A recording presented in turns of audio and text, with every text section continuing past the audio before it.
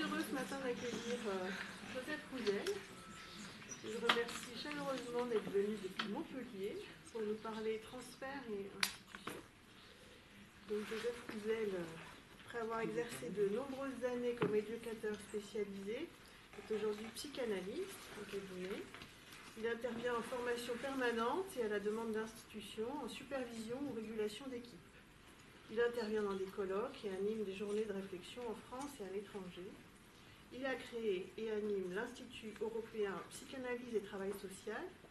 On trouve sur le site psychasoc.com une mine de textes et de références bibliographiques. Il est à l'origine de l'association Psychanalyse sans frontières et cofondateur de la psychanalyse avec un arrobase. Le site c'est apsychanalyse.org et également l'association Les Superviseurs Indépendants Européens dont on trouve le lien sur le site asies.org. Voilà, il est l'auteur de plus de 40 ouvrages dont Le transfert dans la relation éducative chez Dumont en 2021, La folie créatrice, Alexandre Grothendieck et quelques autres chez RS en 2016 dont il a parlé au Cercle Freudien samedi, La folie douce, psychose et création chez RS en 2018, La folie littéraire, suivi d'un commentaire de Dany Robert Dufour, aux éditions Le Retrait en 2022, et enfin Le petit dernier, qui va intégrer la bibliothèque du service, qui est un ouvrage collectif sous la direction de Joseph Rouzel, Le transfert et son maniement dans les pratiques sociales. Voilà. Je vous laisse la parole sans plus attendre pour le transfert à tous les étages. Ah, c'est le titre. C'est bien. Bon, bah merci aux collègues de l'intersecteur I03, c'est ça. Ça fait un peu espion ce truc-là. I03, secteur. Bon. Ouais, transfert à tous les étages. Je ne sais pas s'il y a encore dans certains immeubles à Paris, c'était marqué eau, électricité à tous les étages. Il y a encore des reliquats d'ailleurs. Et donc je pense que la question du transfert, on devrait marquer ça dans les institutions en toutes lettres. Transfert à tous les étages. Ça serait assez bienvenu. En tout cas, c'est une expression qui m'était venue comme ça. Bon, alors Catherine m'a rappelé qu'on était ici dans le fief de Lucien Bonafé. Hein, quand même. Je disais tout à l'heure, j'ai l'impression qu'on perd la mémoire, on perd l'histoire.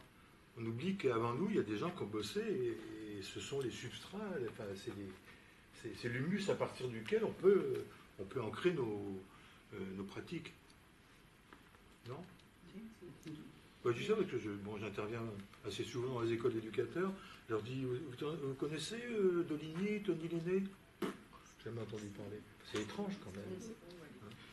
Donc je me dis, il faut toujours faire un retour en arrière. Freud appelait ça Nachtrüglichkeit. C'est une définition du travail en analyse. On fait un salto arrière. On raconte des histoires. Alors, quand on était petit, on ne sait même pas si c'est vrai ou pas vrai, on s'en fout complètement. Mais ce travail de retour fait qu'on arrive à ancrer le présent et à se projeter dans le futur. J'ai souvent eu l'image... vous voyez, des poulpes, vous voyez ce que c'est, les animaux marins là-bas. Ben, c'est un animal un peu bizarre parce qu'il crache de l'encre en arrière pour se propulser en avant. Et je trouve nos boulots, c'est un petit peu ça. C'est faire ce retour permanent c'est-à-dire faire de la fiction, se raconter l'histoire pour se projeter en avant. Bon, voilà. Alors, à propos de Lucien Bonafé, ben hier j'étais donc, tu le rappelais, au Cercle Freudien, et on a mangé avec les collègues avant l'intervention, et il y a un vieux psychologue, enfin vieux, bon, tout est relatif, vieux comme moi, quoi, en gros, même âge, et qui a travaillé avec Lucien, je sais plus où, enfin dans le coin, dans le secteur, quoi, bon. Il me racontait que, donc, jeune psychologue, il allait dans les familles, avec Lucien, il l'accompagnait, et il disait, mais il était complètement fou, ce mec. Il racontait des trucs, mais complètement, sans ni queue ni tête, ça partait dans tous les sens. Et ce qui était étrange, c'est que les gens étaient apaisés. Voilà. Je pense que Lucien avait gardé de sa fréquentation du surréalisme, bon, quand même. À Toulouse, il avait beaucoup fréquenté le groupe surréaliste de Toulouse, il avait gardé cette espèce de fluidité dans la parole qui faisait que c'est pas les contenus qui sont soignants en tant que tels. Pas raconter des trucs aux malades parce que ceci, parce que cela, non, c'est pas vrai. C'est le fil des mots, c'est le tissu du langage qui fait que tout doucement, il y a quelque chose d'un espace qui se crée et qui produit des effets d'apaisement. Mais il était bizarre ce mec quand même. Hein. Un jour, moi, il m'a envoyé un cadeau de Noël, je trouve ça vachement sympa. En fait, c'était une lettre dans laquelle il me racontait 2 rêves. Il me disait, voilà, je te fais cadeau de 2 de mes rêves. C'était génial, quoi. On se voyait souvent là, au comité de rédaction de VST. Il se bagarrait à l'époque contre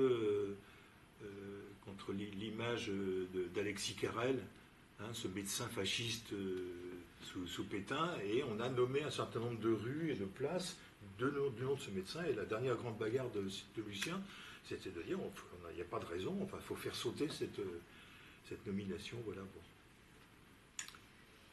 Lucien.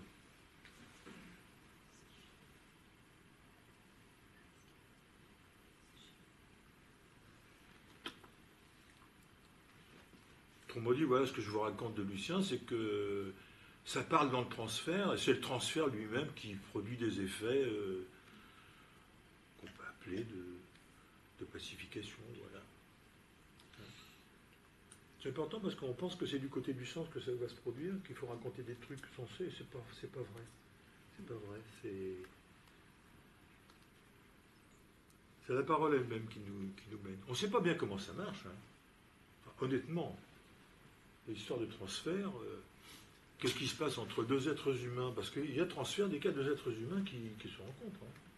Bon, alors après, bon, l'usage qu'on en fait, on peut en faire un usage professionnel, mais les relations humaines en général sont transférentielles en tant que telles.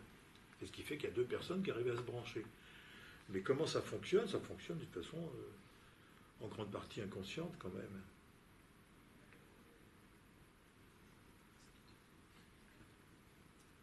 On est en train de redécouvrir ça, j'ai l'impression. D'une façon un peu curieuse, parce que ça vient toujours par des voies anglo-saxonnes, avec des nominations, on parle presque plus français. Alors j'ai vu qu'à Marseille,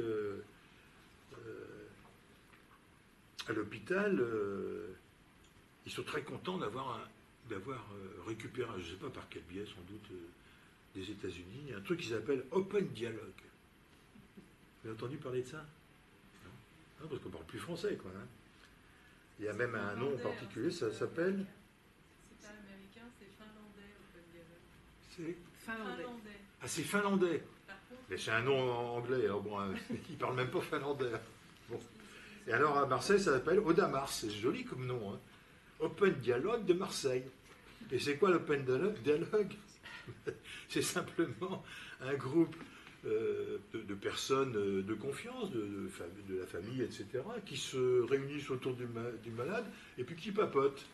Bon, on laisse les médecins un petit peu à l'écart parce qu'ils vont vous emmerder à vouloir médiquer. Bon, et puis voilà. Bon. Mais on redécouvre quoi? Enfin, on découvre la Lune, quoi. C'est pas possible, quoi.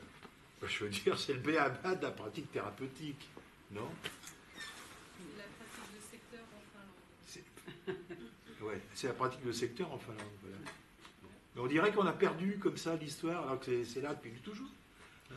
Mais alors, comme il y a une nouvelle nomination, on dit ça y est, on a découvert un truc, c'est le dernier gadget à la mode, enfin bon, ça fait rigoler.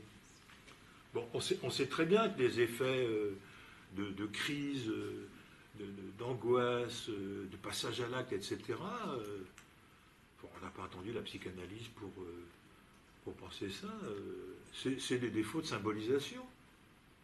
Il ne faut pas chercher midi à 14h. Donc dès l'instant où on aura introduit quelque chose de la fluidité de la parole, c'est pour ça que ça marchait avec Lucien. Même s'il racontait des trucs qui lui passaient par la tête comme ça, complètement abracadabrant. C'est pour ça que ça marchait. Hein.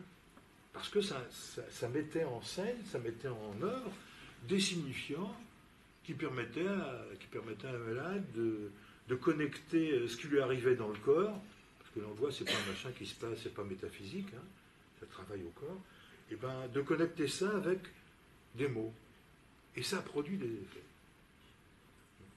Enfin, j'ai l'impression qu'il faut revenir un peu à ras des pâquerettes là, pour comprendre un petit peu. On trouve ça chez Freud. Un des derniers textes de Freud s'appelle Construction dans l'analyse. Ça vous dit quelque chose? C'est quelques mois avant qu'il meure. Hein. Pour le type, il n'a plus rien à prouver. Hein. Je veux dire, il se ménage rien du tout. Il commence ce texte d'ailleurs d'une façon un peu curieuse, en disant, il invente souvent dans ses textes un contradicteur, une figure du contradicteur. Et le contradicteur dans ce texte-là dit oui, mais vous les psychanalystes, évidemment, vous avez toujours raison, c'est pas compliqué, parce que quoi que vous disiez, vous estimez que c'est une parole de vérité, que c'est vrai. Et Freud dit, mais la question n'est pas là de savoir si c'est vrai ou faux. La seule chose qu'il y a à savoir, c'est est-ce que ça porte des fruits ou non. Autrement dit, là, Freud nous met devant quelque chose qui est très très simple. La question d'interprétation. C'est pas interpréter au malade qu'il est malade parce que ceci, cela, et la bonne et moi, et je sais pas quoi. Non. C'est que cette parole du thérapeute produise des fruits, fasse de l'effet. C'est pour ça que les histoires de Lucien Sapmela, on peut dire n'importe quelle connerie, si c'est pris dans le transfert, ça a des effets de vérité. Autrement dit, la question du vrai et du faux, c'est pas la même question que la question de la vérité. Le vrai et le faux, on peut vérifier. Vous voyez? Alors que la question de la vérité, c'est d'un autre ordre. Ça va? Vous me suivez? Je dis pas trop de bêtises. Ça me semble assez. Et la fin de ce texte, alors au début du texte, il reprend un petit peu ce que Freud a pensé pendant très longtemps, qu'il y a un blanc dans la parole des malades et que le boulot du thérapeute, c'est de restituer, de reficeler les morceaux, et de restituer comme ça. Puis il laisse tomber ça, il dit ben non, il ne faut plus parler d'interprétation, il faut parler de construction. Et si vous avez lu ce texte, lisez-le, je trouve que c'est vraiment un grand texte freudien. Eh ben, il termine sur la question du délire. Autrement dit, il invite les thérapeutes à délirer. Délirer, attention, c'est pas foutu n'importe comment le délire, vous le savez. Il y a une logique de délire. Alors, bon, c'est emmerdant quand le délire il prend des formes de passage à l'acte, mais lorsqu'il s'inscrit dans des structures socialement acceptables, le langage, l'art, la création scientifique. J'ai parlé samedi d'un type que j'ai connu qui s'appelait Alexandre Grothendieck, délirant, mais délirant dans la logique mathématique. C'est sûrement le plus grand mathématicien du XXe siècle, quoi. Bon, avec quelques dérapages par moment, bon, mais c'est comme ça, quoi.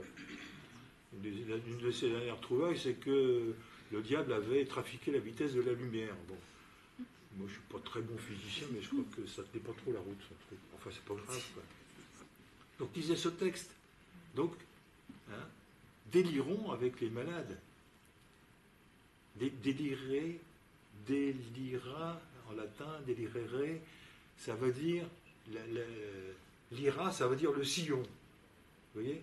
Je vois encore mon grand-père avec la jument en train de labourer le sillon. Et bien, délirer, ça veut dire que de temps en temps, il faut sortir du sillon. Hein. Parce que les voies bien droites, bien rationnelles, etc., ça ne nous mène pas toujours au meilleur. C'est quand même un mot, je sais que c'est un mauvais presse en psychiatrie moderne. Bon, il y a un moment, il me semble que très longtemps, on a appris à travailler avec le délire. Hein, c'est-à-dire accueillir le délire comme étant une construction, une tentative d'inscrire dans le social, dans des modalités sociales, la place d'un sujet. Très longtemps, puis j'ai l'impression qu'aujourd'hui, un retour de Manival, c'est pas très bien vu, quoi. Moi, quand un patient me raconte qu'il a vu les Martiens, moi je trouve ça passionnant. Je lui demande est-ce qu'ils étaient verts, bleus, parce qu'il paraît qu'ils sont verts, mais très souvent, écoutez les patients, ils vous expliqueront que vous vous trompez complètement. Ils ne sont pas verts. Ben voilà, non, mais je veux dire, on peut ouvrir la voie qui permet de construire ce que Lacan appelait le hamac du langage. C'est un mot magnifique, ça. Ce hamac dans lequel un sujet peut se reposer. Hein. Pourquoi on pense que c'est si compliqué, qu'il faut fermer la gueule à quelqu'un qui vous raconte des choses qui ne sont pas comme celles qu'on entend tous les jours? Après tout, moi, je crois qu'on devrait rendre hommage aux psychotiques parce que c'est nous qui ne sommes pas normaux, quoi. À penser qu'il faut, oui, de plus en plus d'ailleurs, avoir une espèce de normalité, de normatisation, normalisation. Voilà, moi je trouve qu'on est dans des sociétés de plus en plus étriquées, pauvres. Alors plus la science avance et plus la technologie avance, et plus on est d'une pauvreté spirituelle, d'imagination, etc. Bon, il faudra un grand coup, je pense. Le surréalisme arrive après la boucherie de 14-18, c'est pas par hasard, mais j'espère que dans cette espèce de boucherie qui est en train de s'étaler sur le monde quand même, bon, ça me met en colère. Je ne sais pas comment vous réagissez, mais enfin bon, dans un monde qu'on est en train de détruire complètement, je ne sais pas, je me dis... En même temps, si nous on est là, puisqu'on est venu par rapport à une question, enfin, la question qui était annoncée, c'était le transfert, les transferts dans les équipes. Donc comment travailler avec, ça veut dire que nous, on y croit à ça, qu'on travaille avec. Mais oui. Voilà. Donc là, vous avez un public plutôt conquis. Hein, et alors, vous voulez dire quoi? Je veux dire qu'on peut peut-être aller plus loin dans le sens où, plutôt que de se dire de ce qui se passe au dehors, des gens qui ne veulent pas, etc. Parce que si vous, par exemple, vous avez pu travailler de cette manière-là, c'était parce que d'autres vous ont accompagné et enseigné. Mais ce que je veux dire par là, c'est que peut-être qu'on perd du temps dans le sarcasme, etc. Comment est-ce qu'on travaille ensemble? C'est ce que je suis en train de vous raconter. Hein. Je vous explique comment ça marche. Ça marche aussi dans un monde qui n'est pas abstrait, ça marche aussi dans ce monde-là. Oui. Vous voudriez que j'aille plus loin. On y est là. Quand vous me parlez, c'est des effets de transfert. Qu'est-ce que vous croyez que c'est? On y est jusqu'au cou, on ne peut pas s'en séparer. Bon, voilà cette histoire de Oda Mars, là, le truc qui redécouvre l'Open finlandais, voilà, bon, et c'est ce que Uri appelait la constellation transférentielle, voilà, c'est pas différent, voilà, bon, hein, ça vous connaissez ça. Je me rappelle que on travaillait un jour avec Jean Uri, et il nous dit, quand vous arrivez dans une institution, il faut venir avec un compteur Gégère. Je me disais, où est-ce qu'il va avec son compteur Gégère? Il dit, oui, le compteur Gégère, c'est est-ce qu'on prend au sérieux le travail sur le transfert dans cette institution? Et il ajoute, si ce n'est pas le cas, foutez le camp à toutes jambes. Ça pose une véritable question. Parce que ce qui n'est pas travaillé dans les effets de transfert, qui n'est pas travaillé dans la parole, dans le symbolique, eh bien ça revient dans le réel.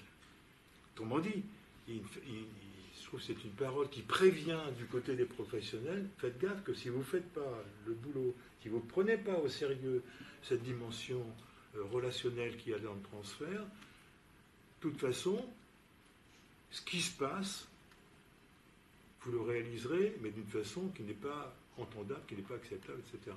Ça peut être du côté du passage à l'acte. Combien de gamins je vois gicler d'institutions qui se font virer parce que ce travail n'est pas fait?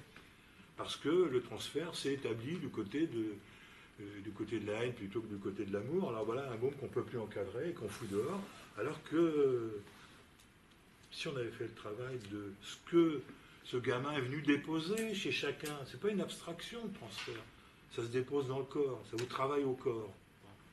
Mais si on le met au travail, eh bien je pense que ces gamins pourraient... En plus, c'est des mômes souvent qui ils sont passés d'institution en institution, enfin bon... Comment est-ce qu'on pourrait le mettre au travail? Comment On pourrait le mettre au travail? Parce que moi je suis d'accord. Ben, vous allez trop vite. Attendez quand même, il n'y a pas le feu. Vous le saurez tout de suite la fin de l'histoire. C'est peut-être ça ce que j'essaie de vous Oui, dire. c'est impatiente. Le fait qu'on ne travaille plus, tout ça, que tout le monde s'en plaint, mais on est avide de... Oui, on est impatient. Voilà, c'est vrai. C'est impatient. Avide. Ben, essayez de travailler à vide, justement. Vous verrez, on prend le temps comme ça. Non, mais moi, je ne sais pas répondre aux questions comme ça. Hein. Excusez-moi. Excusez-moi, on pourra débattre, mais moi, je vais là où la parole me mène, et c'est ça aussi. Bon. C'est plutôt emmerdant. Je ne sais pas faire autrement. Je vais vous donner un exemple, si vous voulez, qui me vient à la tête. Dans une supervision d'une institution, c'est un IME. Vous voyez ce que c'est? Institut médico-éducatif, ouais, bon, IME. Et une éducatrice raconte qu'il y a un gamin d'une dizaine d'années, dès qu'elle arrive le matin, il lui tire sur la jupe, il lui tire les cheveux, enfin, il lui fait des vacheries, il lui a rayé la bagnole avec un caillou, enfin bon. Je veux dire, la nana, je veux dire, elle a les boules, quoi. C'est le cas de le dire. Hein. Donc en la supervision, ça sert à ça. Elle dépose toute cette haine qu'il y a contre ce gamin. Je ne peux plus le voir, on ne peut plus l'encadrer, il ne faut pas qu'on le garde ici, etc. Bon. On passe la séance là-dessus, c'est fait pour ça. Hein. Et puis la séance d'après, un mois plus tard, il y avait une autre situation qui était en route, mais cette collègue demande qu'on prenne 5 minutes à la fin pour... Elle avait quelque chose à dire. Et donc, évidemment, on lui accorde les 5 minutes. Et elle dit, vous savez, l'autre fois, j'en pouvais plus. Hein. Alors, j'ai lâché le morceau, j'ai vidé mon sac. Et quand je suis sorti, dit-elle, le gamin était là, c'était plus le même. Moi, je ne crois pas que le gamin ait changé. Mais ce travail essentiel sur la haine, parce que c'est un sentiment qui existe. Ça vous arrive jamais d'éprouver de la haine? Non, tous les anges, voilà, bon. Alors, soit on le met au travail du côté de la parole, et c'est ce qu'elle a fait, cette éducatrice, soit, de toute façon, il va passer à l'acte. Il n'y a pas le choix. Donc, ce qui s'était déplacé, c'était son regard sur le gamin qui était différent. Oui, c'était plus le même pour elle. Elle ne le voyait plus pareil. Elle a pu se remettre au boulot avec lui. Bon, vous voulez voir à quoi ça sert? Je vous donne des réponses. Hein. Ben oui, mais vous savez faire. Je veux dire, j'invente rien. Là. Sauf qu'il y a quand même pas mal de boîtes où on n'a pas cet outil qui permet l'élaboration. Ça, c'est une des difficultés. C'est pour ça qu'on a monté des formations de superviseurs, etc. Parce que c'est des métiers indispensables. Des métiers à part entière. Moi, j'ai créé cette formation de superviseur il y a une bonne quinzaine d'années. J'avais été invité à Bruxelles à parler du travail de supervision. Et les collègues m'avaient dit, bon, il y aura 30-40 personnes, un truc comme ça, intéressées. Et j'arrive, il y a 200 personnes dans la salle. Je dis, mais qu'est-ce qui se passe? Impressionnant. Et il m'explique qu'en Belgique, il y a des associations de superviseurs, on fait des formations, on se retrouve en tant que superviseur dans des petits groupes et on élabore la clinique, etc. Je dis, mais qu'est-ce qu'on fout, nous, en France? C'est-à-dire que quelqu'un, il a un diplôme de psychiatre ou de psychologue, et hop, allons-y comme en 14, alors que c'est un métier qui n'a rien à voir. Pour moi, c'est un métier à part entière. Bon, je me suis dit, il faut qu'on bricole quelque chose, une formation qui permet quand même d'avoir des points de repère dans ce travail-là. Alors j'ai monté cette formation, je me suis dit, on fera peut-être 2-3 sessions, puis bon, on s'arrêtera, quoi. Eh bien, on en est à la 35e promotion, et on a dû former plus de 400 personnes, enfin voilà. Donc il y a vraiment une attente de ce côté-là.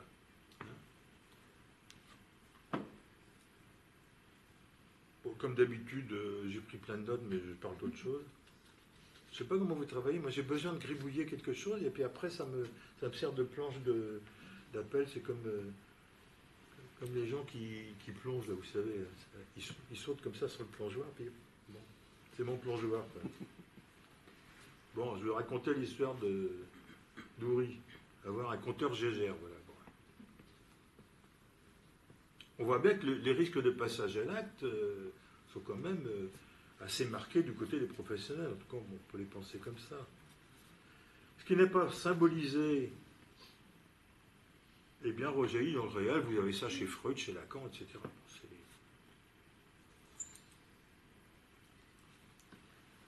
Le transfert. Freud appelle ça Übertragung, qui veut dire tirer porter,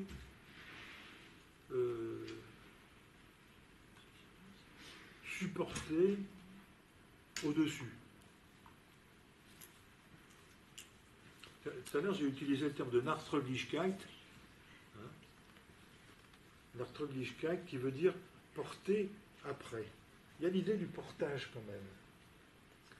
Et cette idée du portage, enfin dans la langue allemande, on va la trouver dans le mot transfert à peu près de la même façon. On connaît la racine indo-européenne de ce mot-là, ber. Vous ne me demandez pas comment ça s'écrit, puisque les Indo-Européens n'étaient pas un peuple d'écriture, mais les linguistes ont déterminé comme ça un phonème originel. Ber, ça veut dire porter. Il y a toujours l'idée de porter, porter, supporter.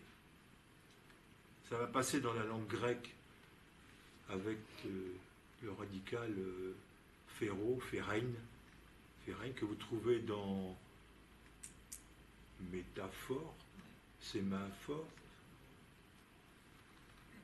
métaphoros. J'étais à Athènes il n'y a pas très longtemps et je voyais des camions, c'est marqué en gros métaphoros. J'ai un copain, c'est bizarre, ils affrètent des camions pour trimballer des figures de style. Il me dit, mais t'es con comme un balai. Métaphoros, ça veut dire déménagement. C'est un camion déménagement. Hein, voilà, ça c'est sur le versant grec. Mais sur le versant latin, d'où nous vient le mot transfert, transféro, ça veut dire porter à travers. Oui, il y a bien l'idée du portage qu'on trouve et dans la langue allemande et dans la langue française. Porter à travers. Transféro. Intéressant de le prendre du côté de l'étymologie. Donc c'est d'abord un déplacement. Ça, vous trouvez ça dans les études sur l'hystérie, la première fois où Freud en parle. Beaucoup de gens ignorent ce préalable au transfert que pose Freud dans les études sur l'hystérie. Vous vous rappelez la construction freudienne, hein, l'inconscient, préconscient, et puis première topique, et puis le conscient, et puis il y a une zone de censure, il y a les douaniers qui sont là et qui renvoient des représentations inassimilables ou irreprésentables ou pas acceptables, je ne sais pas quoi. Bon, refoulement, ça s'appelle. Et puis, le problème, c'est que plus vous refoulez, parce que il nous dit la pulsion, attention, ça n'arrête pas de pulser, quoi. Donc, vous pouvez refouler, mais il y a un moment, il va falloir que ça ressorte par un bout ou par un autre. Hein. Et la première fois où il utilise le terme d'Ubertragung, c'est pour dire, regardez ces représentations inconscientes refoulées, elles se déguisent, c'est un véritable roman policier son truc, elles se déguisent pour prendre des formes acceptables, hein, et ce déplacement, il l'appelle Ubertragung.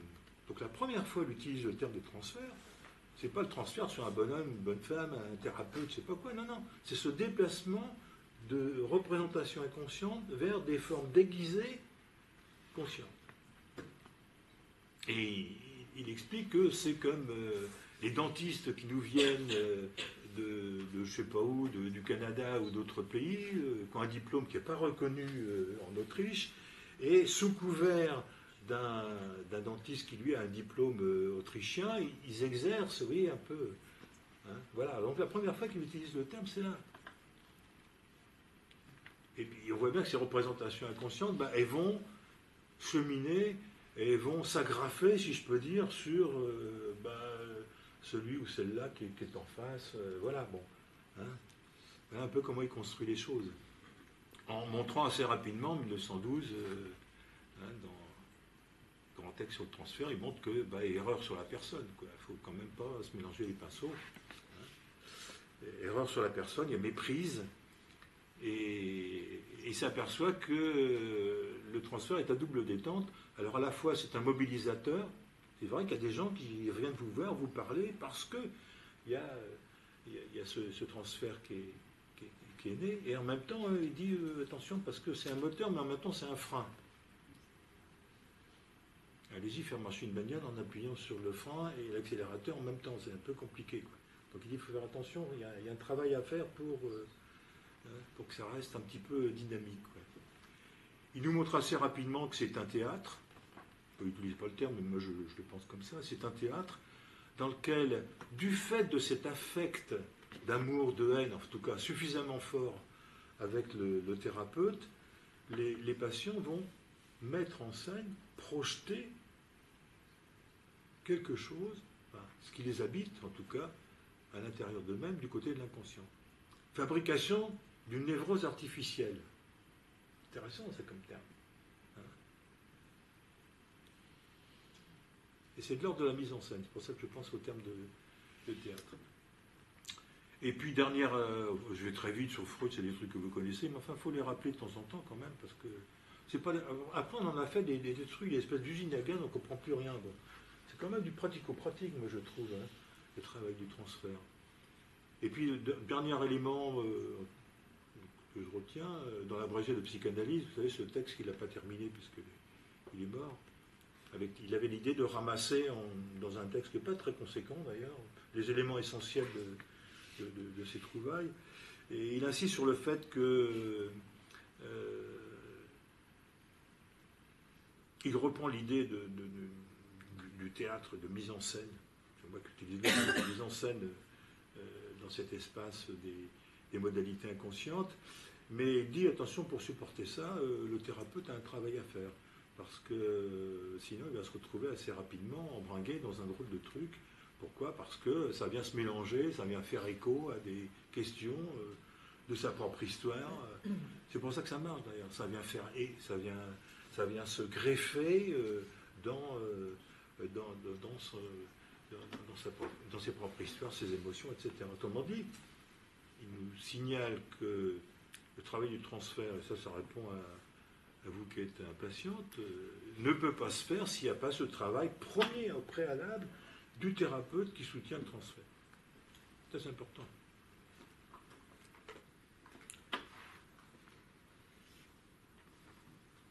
C'est une idée qui avait été d'ailleurs amenée par Ferenczi, qui insistait beaucoup là-dessus. Et il me semble qu'elle est assez évidente. Vous voulez dire quelque chose ? Oui, parce que je me disais par rapport à la question de la temporalité, que ce moment-là du travail, c'est un travail invisible. C'est-à-dire que oui. Justement, c'est ça le problème. En quelque sorte, on ne voit rien au départ. On ne voit rien au départ, je suis assez d'accord. C'est ça. Donc la question, c'est qu'on nage dans quelque chose d'un peu, on est nous aussi transportés, on ne sait pas trop où on va, et donc c'est aussi la question de supporter ce temps. Moi, je dirais que c'est où on ne sait pas trop comment on est transporté en fonction de la situation, des questions qui se posent, et qu'il faut accepter ce moment de totale dérive, entre guillemets. Enfin, je me demande s'il n'y a pas aussi cette question-là, parce que du coup, c'est que dans l'après-coup que cette question du transfert, je trouve, devient un peu plus lisible. C'est ça. Vraiment dans l'après-coup. C'est important. C'est pour ça que je dis que c'est une zone d'embrouille, et même psychiquement dangereuse, je trouve. Oui. Ce premier temps où on n'y comprend rien. C'est ça. C'est pas le moment de comprendre, d'ailleurs. Des rives, on sort de la rive. Là, il y a une espèce on lâche les amarres, des livres, c'est ça. Hein, on sort du sillon, effectivement. C'est pour ça que Freud le situe en deux temps. Transfert et maniement du transfert. Mais le premier temps, c'est pas le temps du maniement. Oui, il me prend pour son papa, sa maman, je sais pas quoi. C'est des conneries. C'est pas vrai, c'est des modes de résistance, ça. Si on est dans ce premier temps où on veut comprendre, je pense qu'on empêche, justement, cette dimension d'agrafage du transfert. Et selon la structure aussi, alors selon la structure, ça va se déterminer différemment. Je suis d'accord. Ouais, je suis d'accord. D'ailleurs, j'ai toujours pensé que c'est que par le biais du transfert qu'on peut accrocher quelque chose à la structure.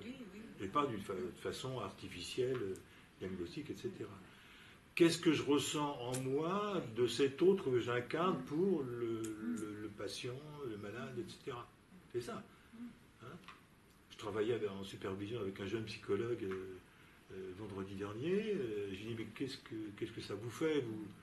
Et on voit que le type était pris du côté de... j'ai beau être sympa, mais j'ai l'impression de l'emmerder, de le persécuter. Je dis, bon, vous avez quand même quelques signes de structure paranoïaque qui se met en scène. C'est pas que vous êtes mauvais, que vous êtes méchant, mais quoi que vous disiez, il vous a élu dans la relation du côté de l'autre méchant, du persécuteur, voilà. Et ça fait signe. Ça, c'est vachement important. Hein. En tout cas, moi, la question de la structure psychique telle que Freud nous l'a transmis, merde. Excusez-moi.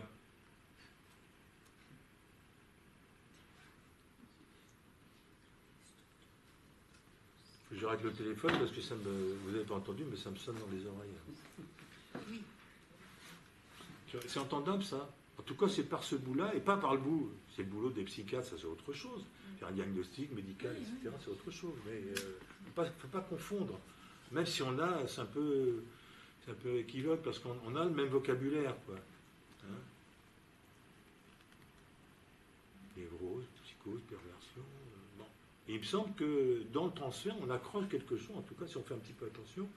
Qu'est-ce qu'il en est de cet autre que j'éprouve dans la relation au patient? Donc c'est bien du côté d'éprouver. Ça c'est dans le deuxième temps, on est un peu, sur le premier temps, on ne comprend pas grand-chose. Bon, là, Lacan nous a apporté quand même des éléments essentiels. Hein. À savoir, on trouve ça dans la proposition de 67, proposition pour l'école de 67, il dit en toute lettre que le transfert c'est un tiers. Alors moi je suis bête, j'ai fait un triangle, j'ai dit voilà, voyons voir comment ça fonctionne. Et il y a cette idée que un sujet va supposer un savoir à l'autre, thérapeute, éducateur, enseignant, cet autre auquel il s'accroche finalement, va supposer un savoir à cet autre-là, et va supposer un sujet à ce savoir-là. Voilà un peu pourquoi il appelle ça sujet supposé savoir. Ça c'est extrêmement précieux, je trouve une grande trouvaille de Lacan, parce qu'on la voit à l'œuvre assez pratiquement.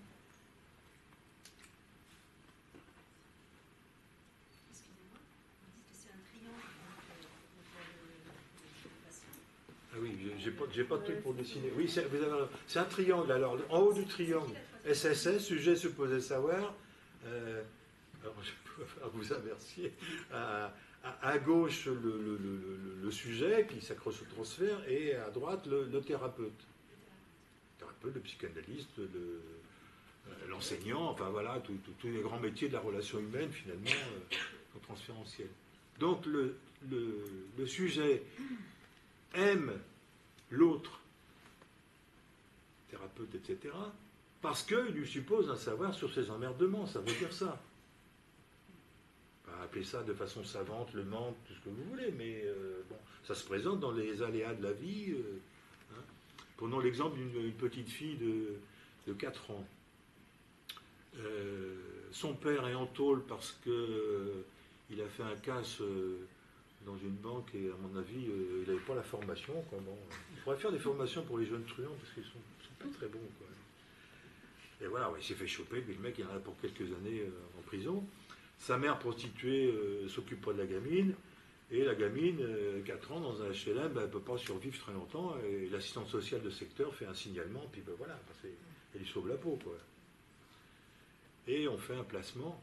Enfin, nous on dit placement, la gamine, c'est pas ça qu'elle éprouve. Hein. Ce qu'elle éprouve, c'est un déplacement.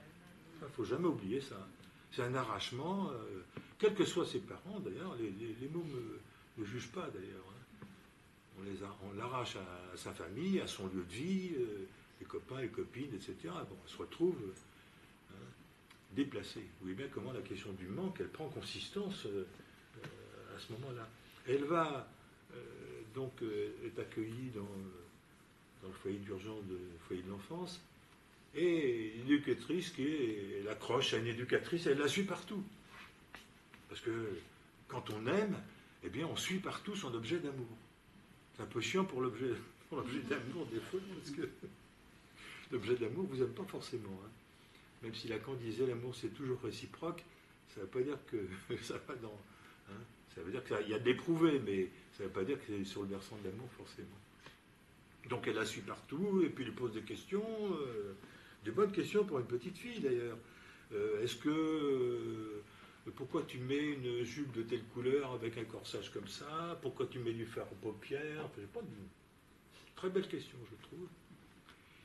Et alors je dirais, dans l'institution, bon, on rigole doucement de cet attachement comme ça, un peu enfantin, et puis au bout d'un certain temps, ça fait un peu moins rigoler les histoires d'amour. Hein. Parce que le transfert, c'est des histoires d'amour. Puis Freud, dans un texte, dit, mais il n'y a pas de l'amour dans votre vie privée, puis dans votre boulot, ça serait du bidon. Non, non, il dit, c'est aussi fort. C'est le même affect. Donc le début, ça fait rigoler, puis au bout d'un certain temps, et ben, cette éducatrice, comme on dit, la moutarde du montonnet, elle a cette phrase assez violente. Écoute, ça suffit, je ne suis pas ta mère. Bon. Cette phrase va produire une rupture dans la relation.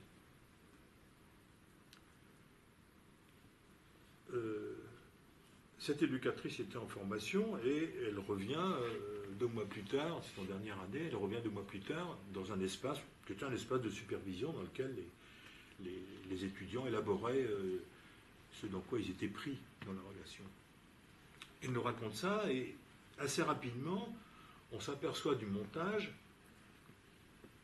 en tout cas avec la grille de lecture qu'elle a mienne, que cette petite suppose à cette éducatrice un savoir qui serait tout puissant, serait une mère parfaite, toujours là, toujours à la botte, etc. Évidemment, une bonne mère, comme on dit. Ça n'existe pas, ça, les bonnes mères. Hein. Ni les mauvaises. Il y a des mères qui font ce qu'elles peuvent, voilà. Bon. Non? Si vous avez des mômes, bon, des mères et des pères qui font ce qu'ils peuvent, voilà. Non, non, mais il faut rappeler ça, parce qu'on est dans une telle férocité avec les parents aujourd'hui que, bon, il faut arrêter un petit peu, quoi. Une espèce de maladie de l'idéal, ça rend complètement fou. Un jour, la princesse Bonaparte discute avec Freud. Qu'est-ce que je peux faire pour bien m'occuper de mes mômes et être une bonne mère? Réponse de Freud, faites ce que vous voulez, mais ça ne sera jamais bien. Bon, voilà, je crois qu'il faut rappeler des choses comme ça, parce qu'on produit des effets comme ça dans certaines familles, comme ça, je sais pas moi, l'impression que les gens ils perdent confiance dans être parents. Il n'y a pas de méthode, il n'y a pas de mode d'emploi. Moi j'ai eu 4 mômes, j'ai fait comme j'ai pu, c'est pas terrible, et ben voilà, ils se débrouillent. Et puis depuis qu'il y a des gens sur Terre, c'est comme ça. Hein. Bon voilà, j'en étais bon, cette gamine, ben, évidemment, une espèce d'idéalisation, mais s'il pouvait y avoir une bonne mère, là, bon, toujours là. Moi j'en connais une, elle est à Marseille, hein, bon. Allez la voir, elle nous protège, elle est tout là-haut, là, bon. La bonne mère. Celle-là, oui. Bien. Alors pourquoi ça mord? Pourquoi ça accroche? Parce qu'on apprend 2 mois plus tard que dans sa vie de jeune femme se pose la question d'avoir un enfant. C'est là l'accrochage du transfert. Dans l'équivoque du signifiant mère, il y a quelque chose qui se goupille. C'est pour ça que c'est psychiquement dangereux. Parce que ça nous met dans l'embrouille. Et ce signifiant équivoque, mère, à l'endroit du sujet supposé savoir, si vous voyez mon triangle, eh bien, il appartient à l'une et à l'autre. C'est pour ça que ça résonne. Il y avait peut-être 15 éduques là-dedans, et c'est pas trompé. Alors, comment les mômes, ça m'a toujours surpris, comment surtout les petits, après ça se gâte un petit peu, arrivent à choper dans une intonation de voix, dans la musique de la voix, dans une position du corps, quelque chose là, qui les concerne, sur lequel ils vont s'agrafer. Il y a du corps dans le transfert. N'oublions jamais ça. C'est pas une abstraction. Quoi que dit? Un sens d'observation plus objectif. J'entends rien du tout. On n'entend pas, on entend. Plus fort. Les enfants ont un sens de l'observation peut-être plus objectif. J'ai l'impression que c'est au-delà de l'observation. Une espèce de mise en résonance. Moi, ça m'a toujours ébloui, quoi. Tous les petits que j'ai vus, 4-5 ans après, ça se perd. Ils arrivent à choper un truc. Hein, donc là, elle l'a chopé. En voilà une qui se pose la question, presque la même que la mienne. Comment être une mère, une bonne mère, et moi j'en cherche une bonne mère. Ça marche, ça se branche. Et vous voyez un peu l'embrouille. Pourquoi? Parce que sans que le signifiant n'ait jamais été prononcé, à un moment, l'éducatrice dit « Je ne suis pas ta mère ». Allez-y. Est-ce que je ne vois pas trop ce lien entre la réponse de cette éducatrice avec la petite fille, parce que... J'entends rien du tout. Ce que je ne vois pas, c'est le lien entre la réponse de l'éducatrice